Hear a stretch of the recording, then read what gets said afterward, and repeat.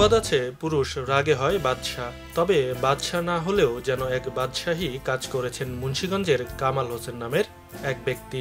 ১.৫ মাস আগে পরকীয়া প্রেমিকের সাথে পালিয়েছে স্ত্রী। সেই আগে সন্তান কোলে নিয়ে হেলিকপ্টারে চড়ে বিয়ে করে ঘরে তুলেছেন নতুন বউ। গত শুক্রবার টঙ্গীবাড়ি উপজেলার কাঁঠালদিয়া শিমলিয়া ইউনিয়নে এ ঘটনা ঘটে, যা স্থানীয় ও সোশ্যাল মিডিয়াতে তুমুল আলোচনার জন্ম দিয়েছে।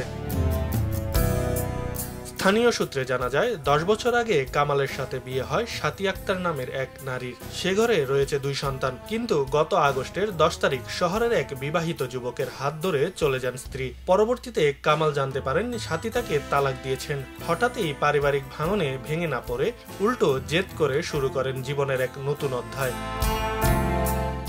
ওয়ালটন এখন দেশের সীমানা পেরিয়ে পৌঁছে গিয়েছে ৫০টিরও বেশি দেশে। ওয়ালটন, ঘরে ঘরে, বিশ্বজুড়ে। গত শুক্রবার দুপুরে ছোট কন্যাকে কোলে নিয়ে তিনি হেলিকপ্টারে চড়ে রওনা হন নতুন শ্বশুরবাড়ির উদ্দেশ্যে। বিয়ে করে নিয়ে আসেন নতুন বউ। এ বিষয়ে কামাল জানান, আসলে পুরুষের নির্যাতনের কথা কেউ ভাবে না। আমার অর্থবিত্তে কোনো কমতি ছিল না। কাজের কারণে দিনের বেশিরভাগ সময় বাইরে থাকতাম। গত আগস্টে হঠাৎ সাবেক স্ত্রী বাড়ি থেকে চলে যায়। পরে অনেক খোঁজাখুঁজি করে জানতে পারি সে মুন্না নামের এক ছেলের সাথে পালিয়েছে এবং পরে তাকে ফিরিয়ে আনতে গেলে সে জানায় ৩ মাস আগে আমাকে সে তালাক দিয়েছে। যদি তালাক দিয়ে থাকে তাহলে আমার বাড়িতে কেন ছিল?